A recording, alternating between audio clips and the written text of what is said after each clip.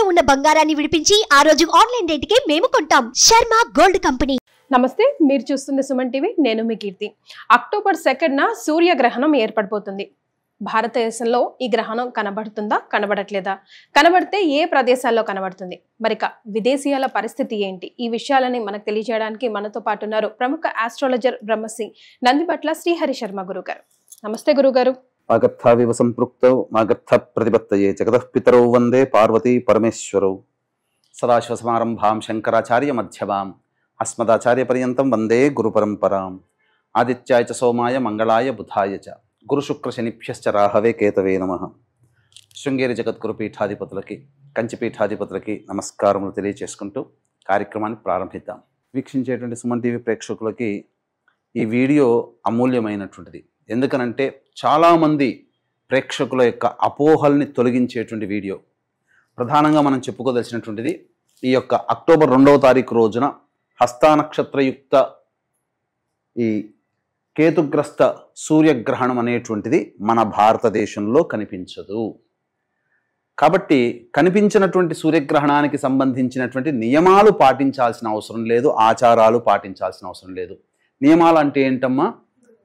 సంబంధించి ఒక గ్రహణం ప్రారంభమైనటువంటి ఒక 5-6 గంటల ముందు ఎటువంటి భోజన పదార్థం తీసుకోకూడదు, ఇల్లంతా శుభ్రం చేసుకోవాలి, నిల్వ ఉన్నటువంటి పదార్థాల్లో దర్భపోచలు పెట్టాలి. తర్వాత సూర్యగ్రహణం సమయం పట్టు స్నానము, విడుపు స్నానము చేయాలి.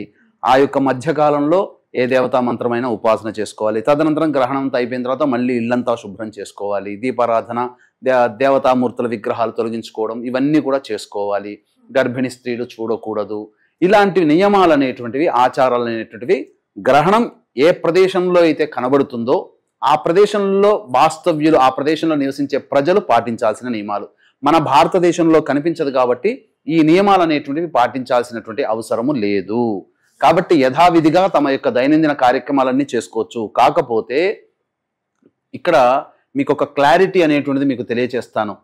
గ్రహణం మన ప్రాంతంలో, మన దేశంలో కనిపించదు కాబట్టి మనకేమీ ఇబ్బంది ఉండదు అని అనుకోవడం మాత్రం పొరపాటే. దీనికి కూడా వివరణ అంతా కూడా ఈ కార్యక్రమంలో మీకు తెలియజేస్తాను. అందుకనే విలువైన వీడియో ఆశాంతం వీక్షించండి అని చెప్పడానికి గల కారణం కూడా మన భారతదేశంలో కనిపించకపోయినా దాని ప్రభావం వల్ల ఏ రాష్ట్రాల వారికి ఇబ్బంది పడతారు, ఏ రాష్ట్రాల వారికి యోగం ఉంటుంది అనేటువంటి విషయాల్ని మనం తెలుసుకుందాం. ముఖ్యంగా గమనించుకోవాల్సినటువంటి అంశం ఏంటంటే, మనకు రాదు, మనకు లేదు కాబట్టి మనం ఎవ్వరం కూడా ఇబ్బందులు పడమేమో అనుకుంటారు. కానీ మీ యొక్క ఊహల్ని పటాపంచలు చేసే విధంగా ఇంతకుముందు మన భారతదేశంలో కనిపించినటువంటి సూర్యగ్రహణానికి మరియు మిగతా ప్రాంతాలలో జరిగినటువంటి ఇబ్బందులకి ఏమిటి సంబంధం? కాబట్టి ఇక్కడ గమనించుకోవాల్సినటువంటి అంశం ఏంటంటే, క్లుప్తంగా మీకు తెలియచేస్తాను. ఈ గ్రహణాలు అనేటువంటివి, భూకంపాలు అనేటువంటివి, గ్రహణాలు ముఖ్యంగా గ్రహణాలు, కామెట్స్ అంటే తోకచుక్కలు కనిపించడం, ఈ గ్రహణాలు కామెట్స్ అనేటువంటివి ఆకాశంలో ఎప్పుడైతే జరుగుతాయో ప్రపంచవ్యాప్తంగా ఈ యొక్క నివసిస్తున్నటువంటి కొన్ని ప్రదేశాలలో కొన్ని ఇబ్బందికర పరిస్థితులు అనేటువంటివి జరుగుతాయి. ఏ ప్రదేశాలలో ఈ యొక్క గ్రహణం ఏర్పడుతుందో మనం చూసుకుందాం. ముఖ్యంగా మనకి ఇంతకుముందు ఏర్పడినటువంటి ఈ యొక్క చంద్రగ్రహణం కూడా అమెరికా, మొత్తం కామన్ ఎఫెక్ట్ అయినటువంటి కంట్రీ ఏదంటే అమెరికా కంట్రీ. కాబట్టి సూర్యగ్రహణము, చంద్రగ్రహణం అమెరికాలోనే కనిపిస్తుంది. సౌత్ అమెరికా, నార్త్ అమెరికా మొత్తం ఈ చంద్రగ్రహణం, సూర్యగ్రహణం కూడా.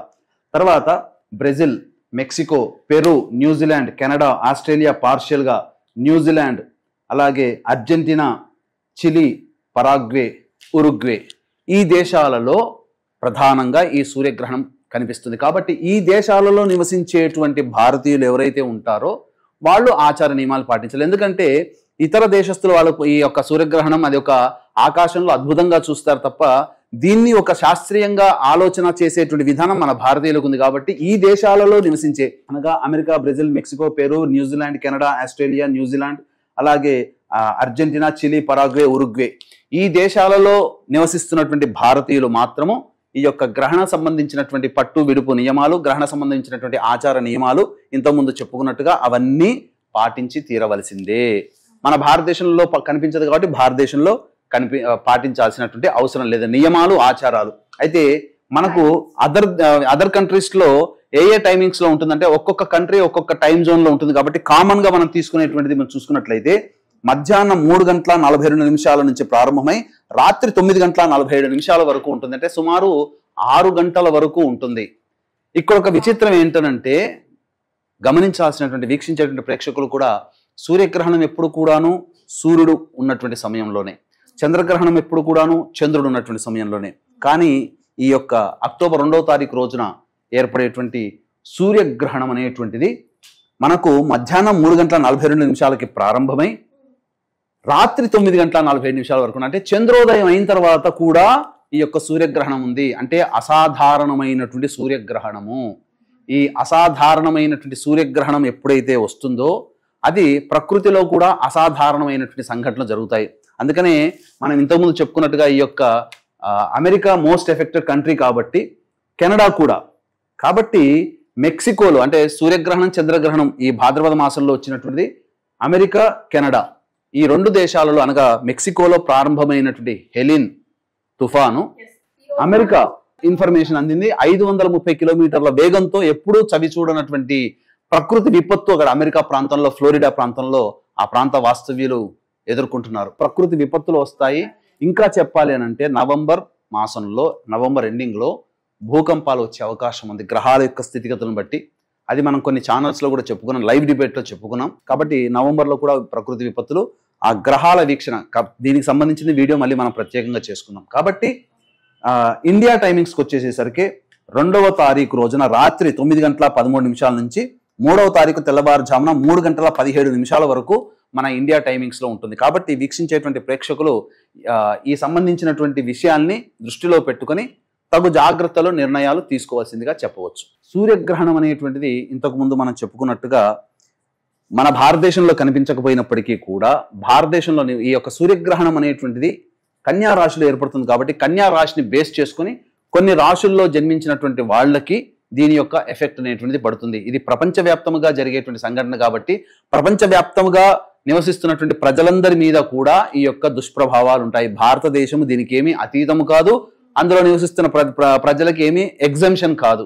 కాబట్టి ఆచార నియమాలు మాత్రమే మన భారతదేశంలో పాటించకపోయినప్పటికీ దీని ఎఫెక్ట్ చెప్పబడినటువంటి ఇప్పుడు చెప్పుకోబోయేటువంటి రాశుల్లో జన్మించినటువంటి వాళ్ళకి మాత్రం ఖచ్చితంగా ఉంటుంది. అంటే సమస్యలు ఏముంటాయమ్మా? ఏమీ ఉండదమ్మా.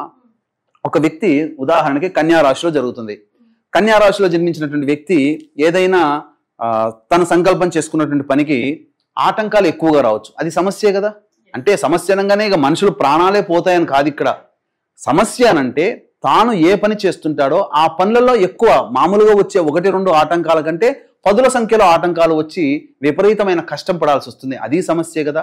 అంటే వీక్షించేటువంటి ప్రేక్షకులు సమస్యలు వస్తాయనంటే ఏదో నెత్తి మీద బండ పడుతుందని అటువంటి విషయం కాదండి. మనము చేసేటువంటి ప్రతి పనులలో ఎక్కువ కష్టపడాల్సి వస్తుంది. సునాయాసంగా అయిపోవాల్సినటువంటి పని కూడా ఎక్కువ కష్టపడితే తప్ప ఫలితం రాదు. కాబట్టి సమస్యాత్మకంగా ఉంటుంది. ఏ రాశుల వరకు ఉంటుందంటే ముఖ్యంగా ఈ యొక్క సూర్యగ్రహణం కన్యా రాశిలో ఏర్పడుతుంది. కేతుగ్రస్త సూర్యగ్రహణం. కాబట్టి కన్యా రాశిలో జన్మించినటువంటి వాళ్ళకి ద్వితీయమైనటువంటి తులారాశిలో, 12వ స్థానమైనటువంటి సింహరాశిలో, అలాగే ఈ యొక్క రాశి నుంచి 10వ స్థానంలో ఉంది కాబట్టి ధనుసు రాశికి, మరియు ఈ యొక్క కుంభరాశికి 8వ స్థానంలో గ్రహణం ఏర్పడుతుంది కాబట్టి కుంభరాశికి, మరియు మీనరాశికి 7వ స్థానంలో, అలాగే ఈ మేషరాశికి 6వ స్థానంలో, వృషభ రాశికి 5వ స్థానంలో, అలాగే మిథున రాశికి 4వ స్థానంలో. కాబట్టి వెరసి మేష, వృషభ, మిథున, సింహ, కన్య, తుల, ధనుస్సు, కుంభ, మీన రాశుల్లో జన్మించినటువంటి వారికి ఈ యొక్క గ్రహణ దోష ప్రభావం ఉంటుంది. కాబట్టి దీన్ని ఎవరు కూడా అతీతులు కారు. ఎందుకనంటే ఉదాహరణకు చెప్తానమ్మా. మన భారతదేశంలో డిసెంబర్ 26వ తారీఖు రోజున 2019వ సంవత్సరంలో గ్రహణం వచ్చింది. మరి ఇలాంటిదే. మరి దీని యొక్క ప్రభావం వల్ల జరిగినటువంటి నష్టం ఏంటి మీకు తెలుసు కదా. వీక్షించేటువంటి ప్రతి ప్రేక్షకుడు సాక్షులే. ఏంటి? కరోనా వచ్చింది. 19వ తారీఖు డిసెంబర్ నుంచి ప్రారంభమైనటువంటిది. మరి 26వ తారీఖు రోజున గ్రహణం వచ్చింది. మన భారతదేశంలో వచ్చింది. మన భారతదేశమేనే ఇబ్బంది పడాలి కదా. భారతదేశంలో గ్రహణం కనిపిస్తుంది, భారతదేశం మాత్రమే ఇబ్బంది పడాలి. కానీ ప్రపంచవ్యాప్తంగా కరోనాతో ఇబ్బంది పడ్డారు కదా. అది కూడా ధనుసు రాశిలో వచ్చింది అప్పుడు. కాబట్టి ఈ ఒక్క ఎగ్జాంపుల్ చాలు. మన భారతదేశంలో కనిపించలేదు కాబట్టి మనకు ఎటువంటి ఇబ్బంది ఉండదు. చెప్పే వాళ్ళంతా బోకస్ అని అనుకోవడానికి లేదు. 2019వ సంవత్సరం డిసెంబర్ 26వ తారీఖు రోజున గ్రహణం వచ్చింది. ఆ గ్రహణ సమయంలో మనకు అనగా సూర్యగ్రహణం వచ్చిందమ్మా. ఆ గ్రహణ సమయంలో ఏర్పడినటువంటి కారణం చేత ప్రపంచవ్యాప్తముగా కరోనాతో ఇబ్బంది పడ్డారు. లక్షల మంది చనిపోయారు. గ్రహణ ప్రభావం అంత ఎఫెక్ట్. 19వ తారీఖు ఎక్కడ, 26వ తారీఖు ఎక్కడ, కేవలం 7 రోజుల తేడాతోనే బ్యాడ్ ఎఫెక్ట్స్, ఖచ్చితంగా బ్యాడ్ ఎఫెక్ట్స్ ఇస్తాయి. కొన్ని రాష్ట్రాల వారికి బ్యాడ్ ఎఫెక్ట్స్, కొన్ని రాష్ట్రాల వారికి మంచి ఎఫెక్ట్స్. అందుకనే ఆయా ఏ కంట్రీలో మోస్ట్ ఎఫెక్టెడ్ కంట్రీ అవుతుందో ఆ కంట్రీలో మాత్రమే ఎఫెక్ట్. ఇప్పుడు అమెరికా మోస్ట్ ఎఫెక్టెడ్ కంట్రీ. ఎందుకనంటే ఈ సంబంధించినటువంటి సూర్యగ్రహణం, చంద్రగ్రహణం అమెరికాలోనే ఎక్కువగా కనబడుతుంది, కెనడాలో ఎక్కువగా కనబడుతుంది. కాబట్టి ఈ యొక్క గ్రహణ దోష నివారణార్థమే మా పీఠం ఆధ్వర్యంలో కేవలం పర్ హెడ్ 1500 రూపాయలకి ఈ మేష, వృషభ, మిథున, సింహ, కన్య, తుల, ధనుస్సు, కుంభ, మీన రాశుల్లో జన్మించినటువంటి వారికి గ్రహణ దోష నివారణ హోమాదులు 3వ తారీఖు రోజున మధ్యాహ్నం 3 గంటలకి చేయించడం జరుగుతుంది. కాబట్టి 12 గంటల లోపల, మధ్యాహ్నం 12 గంటల లోపల మీ గోత్రనామాదులు నమోదు చేసుకోవచ్చు. అలాగే ఈ యొక్క 2వ తారీఖు రోజున భాద్రపద అమావాస్య. కాబట్టి నిస్సందేహముగా అమావాస్య రోజున మీ పితృ కార్యక్రమాలు చేసుకోవచ్చు. భారతదేశంలో కనిపించదు కాబట్టి దానికి ఏం సంబంధం లేదు. పితృ కార్యక్రమాలు, పిండ ప్రదానాలు, తర్పణాది కార్యక్రమాలు చేసుకోవచ్చు, స్వయం పాకదానం చేసుకోవచ్చు. అవకాశం ఉంటే మా పీఠం ఆధ్వర్యంలో ఆ 2వ తారీఖు రోజున పిండ ప్రదాన కార్యక్రమం, తర్పణాది కార్యక్రమాలు మీ యొక్క గతించినటువంటి తల్లిదండ్రుల యొక్క గోత్రనామాదులతో, పేర్లతో తల్లి తరపు 3 తరాలు, తండ్రి తరపు 3 తరాలతో చేయించడం జరుగుతుంది. దానికి సంబంధించినటువంటి రుసుము కార్యక్రమ తదనంతరం కాంటాక్ట్ చేసి పూర్తి వివరాలు తెలుసుకోవచ్చు. కానీ గ్రహణ దోష నివారణార్థమై మేష, వృషభ, మిథున, సింహ, కన్య, తుల, ధనుస్సు, కుంభ, మీన రాశుల్లో జన్మించినటువంటి వారికి పర్ హెడ్ 1500 రూపాయలకి ఈ యొక్క గ్రహణ దోష నివారణ హోమాది కార్యక్రమాలు చేయించడం జరుగుతుంది. ఈ మధ్య మనం అనేక ప్రసార మాధ్యమాలలో గనక చూసినట్లయితే 100 సంవత్సరాల కిందట వచ్చినటువంటి ఈ గ్రహణం అని, కాదు 1000 సంవత్సరాల కిందట వచ్చిందని చెప్పి, ఇట్లాంటి గ్రహణం 1000 సంవత్సరాల కిందట వచ్చింది, మళ్ళీ ఇప్పుడు రాలేదని, కాదు ఇంకా 3000 సంవత్సరాలు అయిపోయింది, 3000 సంవత్సరాలు దాటిపోయింది, క్రీస్తు పూర్వం, క్రీస్తు శకం అని అన్నట్లుగా పరిపరి విధాలుగా కన్ఫ్యూజ్ చేస్తున్నారు.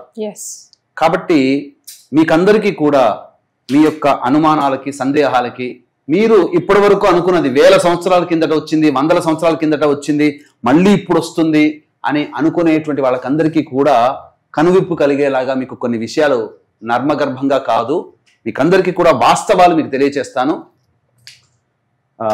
7 సెప్టెంబర్ 2006లో ఖండాగ్రాస సూర్యగ్రహణం అనేటువంటిది ఏర్పడింది. మీరు కనుక గూగుల్లో కనుక వెతుక్కుంటే 2006వ సంవత్సరం సెప్టెంబర్ 7, ఇదే భాద్రపద మాసం. కాబట్టి సందేహమే లేదు. 2006కి 24కి ఎంతమ్మా? 18 సంవత్సరాలు. కాబట్టి ఇక్కడ గమనించుకోవాల్సింది 18 సంవత్సరాల కిందట ఇదే భాద్రపద మాసంలో ఈ యొక్క చంద్రగ్రహణం అనేటువంటిది ఏర్పడింది. ఇక ముఖ్యంగా భాద్రపద మాసంలో, ఈ భాద్రపద మాసంలో సంపూర్ణ చంద్రగ్రహణం, సంపూర్ణ సూర్యగ్రహణం అనే పాక్షిక చంద్రగ్రహణం, సంపూర్ణ సూర్యగ్రహణం ఏర్పడింది. అంటే ఒకే మాసంలో 2 ఉన్నాయి. అంటే చాలా మందికి మనకు బయట వినిపిస్తున్నటువంటి మాట ఏంటంటే ఒకే నెలలో, అందున భాద్రపద మాసంలో, అంటే భాద్రపద మాసం అంటే పితృపక్షాలు, మహాలయం కదా, అంటే కలుపుకుంటుంది, లయం చేసుకుంటుంది అనే భావనతో మనకు చెప్పి ఉన్నారు. చాలా మంది చెప్తున్నారు. ఇప్పుడంతా బయట ఏ ఇన్స్టాగ్రామ్ లో చూసినా, ఏ ఫేస్బుక్ లో చూసినా 1000 సంవత్సరాలు, 100 సంవత్సరాల కింద వచ్చింది, అందున ఈ భాద్రపద మాసంలో చంద్రగ్రహణం, సూర్యగ్రహణం ఒకేసారి రావడం అనేటువంటిది 1000 సంవత్సరాల కిందట వచ్చిందని అంటున్నారు. కానీ ఇది కూడా అవాస్తవం. మీరు కావాలనుకుంటే ఇప్పుడు చెప్పబోయేటువంటి డేట్స్ లో కనుక గూగుల్లో వెతుక్కుంటే మీకు తెలుస్తుంది. 5 సెప్టెంబర్ 1941 సంవత్సరంలో కేతుగ్రస్త చంద్రగ్రహణం ఏర్పడింది. అలాగే 21 సెప్టెంబర్ 1941లో రాహుగ్రస్త సూర్యగ్రహణం, ఇదే భాద్రపద మాసంలో పౌర్ణమి రోజున చంద్రగ్రహణం, అలాగే భాద్రపద మాసం అమావాస్య రోజున సూర్యగ్రహణం ఏర్పడింది. కాబట్టి వీక్షించేటువంటి ప్రేక్షకులు ఎవ్వరూ కూడా మిస్లీడ్ కాకూడదనే ఉద్దేశంతో వాస్తవాన్ని మీకు తెలియజేస్తున్నాను. కాబట్టి ఇందులో ఏమాత్రం సందేహం లేదు. 1941 అనగా 82 సంవత్సరాల క్రిందటనే ఇదే భాద్రపద మాసంలో చంద్రగ్రహణం, సూర్యగ్రహణం 2 ఏర్పడ్డాయి. మళ్ళీ 80 సంవత్సరాల తర్వాత ఇప్పుడు ఏర్పడుతుంది. అంతే తప్ప 1000 సంవత్సరాలు 100 సంవత్సరాల కిందట ఏర్పడింది, మళ్ళీ ఇప్పుడు ఏర్పడుతుంది, ఏదో ప్రకృతి విపత్తులు జరుగుతాయంటే చెప్పుకోదగినటువంటి చారిత్రాత్మకమైనటువంటి విపత్తులు అంటూ ఏమీ జరగవు. కానీ కొంత నష్టం మాత్రం సమాజానికి ఉంటుంది. ఈ చెప్పబడినటువంటి రాశులు మేష, వృషభ, మిథున, సింహ, కన్య, తుల, ధనుస్సు, కుంభ, మీన రాశుల్లో జన్మించినటువంటి వారికి మాత్రం సమస్యాత్మకంగా సమస్యలు ఎక్కువగా ఉంటాయి. వాళ్ళు చేసే ప్రయత్నంలో ఆటంకాలు ఎక్కువగా వస్తుంటాయి, చికాకులు ఎక్కువగా ఉంటుంటాయి, ధన నష్టం జరుగుతుంది, కుటుంబ సమస్యలు వస్తాయి. ఇట్లాంటి చిన్న చిన్న సమస్యలు అధికమవుతాయి తప్ప జీవితంలో చేరుకోలేనంత ఇబ్బందులు మాత్రం ఎవరికి కలగవు. అటువంటి అపవాదులు నమ్మకండి. ప్రపంచమేమి భూకంపాలు వచ్చి ప్రపంచమంతా సృష్టి లయమైపోదు. అందరం కూడా ఉంటాము. ఈ సెప్టెంబర్ తర్వాత కూడా అక్టోబర్ 2వ తారీఖు తర్వాత కూడా అందరం కూడా దసరా పండుగ, దీపావళి పండుగ, సంక్రాంతి అన్ని ఆనందంగా చేసుకుంటాం. అందులో ఏమాత్రం మీరు కూడా సందేహపడాల్సిన అవసరం లేదు. కాకపోతే చెప్పబడినటువంటి మేష, వృషభ, మిథున, సింహ, కన్యతుల, ధనుసు, కుంభ, మీన రాశుల్లో జన్మించినటువంటి వారికి మాత్రం సమస్యలు వస్తాయి. కాబట్టి అవకాశం ఉన్న వాళ్ళు మా పీఠం ఆధ్వర్యంలో కేవలం పర్ హెడ్ 1500 రూపాయలకి ఈ యొక్క సూర్యగ్రహణ దోష నివారణ హోమాదులు జరిపించడం జరుగుతుంది. అవకాశం ఉన్న వాళ్ళు కార్యక్రమ తదనంతరం కాంటాక్ట్ చేసి పూర్తి వివరాలు తెలుసుకోవచ్చు. ఎస్, చాలా మంది డౌట్స్ ని పటాపంచలు చేశారు గురుగారు. చాలా సంతోషం. నిజంగా చాలా ఇంపార్టెంట్ వీడియోనే ఇది మా అందరికి. అయితే ఎలాగో డిస్టర్బెన్స్ ఈ రాసుల వారికి ఉంటుంది అని అన్నారు కాబట్టి హోమ్ రెమెడీస్ గా మేమైనా చేసుకునే అవకాశం ఉంటుందంట? చేసుకోవచ్చమ్మా. ఇటువంటి వారికి ఏంటంటే ప్రధానంగా మనకు ఇండియా టైమింగ్స్ లో, అంటే మన ఇది జరిగేది వేరే కంట్రీస్ లో కాబట్టి ఇండియా టైమింగ్స్ లో కనుక చూసుకుంటే మధ్యాహ్నం 3 గంటల సంబంధించి చూసుకుంటే రాత్రి 9:13 నుంచి తెల్లవారుజామున 3:17 అంటే ఇదంతా కూడా రాత్రి పడుకునేటువంటి సమయం కాబట్టి పట్టు విడిపి స్నానాలు ఏమీ చేయనవసరం లేదు. కాకపోతే భగవంతుని మీద అనుగ్రహం, భగవంతుని యొక్క అనుగ్రహం కలగాలని ఉంటే మాత్రం ఈ 9:15 నుంచి 3:15 వరకు మాత్రం ఇష్టదేవత మంత్రారాధన చేసుకోండి. లలిత సహస్రనామం, విష్ణు సహస్రనామం, శివ సహస్రనామం, సుబ్రహ్మణ్య సహస్రనామం, ఇలా మీకు ఏ దేవత ఇష్టమైతే ఆ దేవత సహస్రనామ పారాయణం కానీ, స్తోత్రాలు కానీ, లేదా మీ గురువు గారు ఇచ్చినటువంటి మూలమంత్ర జపము కానీ, కవచ పారాయణం కానీ వీలైనన్ని సార్లు ఇది చేసుకోండి. మన ఈ యొక్క అదర్ కంట్రీస్ లో ఉండే సమయానికి మన భారతదేశానికి సంబంధించి కన్వర్ట్ చేసుకుంటే టైం అనేటువంటిది ఇది ఉంది. కాబట్టి తెల్లవారుగానే లేచి కాలకృత్యాదులు తీర్చుకొని, అనగా ఈ సంబంధించినటువంటి 3వ తారీఖు రోజున, మనకు 3వ తారీఖు అక్టోబర్ 2వ తారీఖు బుధవారం అయింది, 3వ తారీఖు గురువారం అవుతుంది అనుకుంటా. సంబంధించి గురువారం రోజున మీరు దగ్గరలోని శివాలయానికి చేరుకొని నవగ్రహాల చుట్టూ శివాయ నమః అంటూ 27 ప్రదక్షిణలు చేసి, తదనంతరం ఆ యొక్క ఈశ్వరునికి పేరు మీద ఈ మేష, వృషభ, మిథున, సింహ, కన్యతుల, ధనుస్సు, కుంభ, మీన రాశుల్లో జన్మించినటువంటి వారు ఆ ఈశ్వరుడికి అభిషేకము జరిపించి, అర్చన జరిపించి, అక్కడ ఉన్నటువంటి బ్రాహ్మణుడికి ఒక రాగి పాత్రలో కానీ లేదా మట్టి పాత్రలో కానీ గోధుమలు, తర్వాత బియ్యము, తర్వాత ఉలువలు, ఎందుకంటే కేతుగ్రస్తం కాబట్టి ఇవి 3 కూడాను పెట్టి అందులో సూర్యప్రతిమ, చంద్రప్రతిమ, సూర్యప్రతిమ గోధుమల్లో, చంద్రప్రతిమ బియ్యములో, అలాగే నాగప్రతిమ ఉలువల్లో, ఇవన్నీ కూడాను దక్షిణతో సహా ఆ బ్రాహ్మడికి దానం చేసి సంకల్పం చెప్పుకుంటే ఈ యొక్క దోషమంతా కూడా తొలగిపోతుందమ్మా. అందులో ఏమాత్రం సందేహం లేదు. లేదా ఈ బ్రాహ్మణుడికి అవన్నీ సమర్పించుకోలేనటువంటి వాళ్ళు 2వ తారీఖు రోజున రాత్రి ఈ సమయంలో 9:15 నుంచి 3:15 మధ్య కాలంలో కొద్దిగా ఒక బకెట్ లో 3 బకెట్లు తీసుకొని 3 కూడా కొద్దిగా ఇంత చిన్న బెల్లం ముక్క వేస్తే కరిగిపోతుంది. ఆ కరిగిపోయిన నీటిలో ఒక నీటిలో గోధుమలు, ఒక నీటిలో బియ్యము, ఒక నీటిలో ఉలువలు పెట్టి నానిపించిన తర్వాత అప్పుడు మీరు అభిషేకం జరిగిన తర్వాత అక్కడ దేవాలయంలో ఉన్నటువంటి గోవు గాని, మీ ఇంటి పరిసర ప్రాంతాల్లో ఉన్నటువంటి గోవుకు గాని తినిపించినట్లయితే ఆ గ్రహణ దోషం కూడా తొలగిపోతుంది. ఇలా అయినా చేసుకోవచ్చు, అలా అయినా చేసుకోవచ్చు. శక్తి ఉన్న వాళ్ళు అలా చేసుకోవచ్చు, తక్కువ శక్తి ఉన్న వాళ్ళు ఇలా చేసుకోవచ్చు. లేదు ఇంకా మాకు మంత్ర పరిహారం కావాలి అని అనుకుంటే మన పీఠం ఆధ్వర్యంలో ఎలాగో ఈ యొక్క మేష, వృషభ, మిథున, సింహ, కన్యతుల, ధనుస్సు, కుంభ, మీన రాశిలో జన్మించిన వారికి గ్రహణ దోష నివారణ హోమాలు చేస్తాం కాబట్టి అందులోనైనా గోత్రనామాలు నమోదు చేసుకోవచ్చు. రైట్, చాలా సంతోషం గురుగారు. సూర్యగ్రహణానికి సంబంధించి ఎన్నో క్వశ్చన్స్ కి వండర్ఫుల్ గా మీరు డౌట్స్ ని క్లియర్ చేశారు. ధన్యవాదాలు. సర్వం శ్రీ ఉమామహేశ్వర పరబ్రహ్మార్పణమస్తు.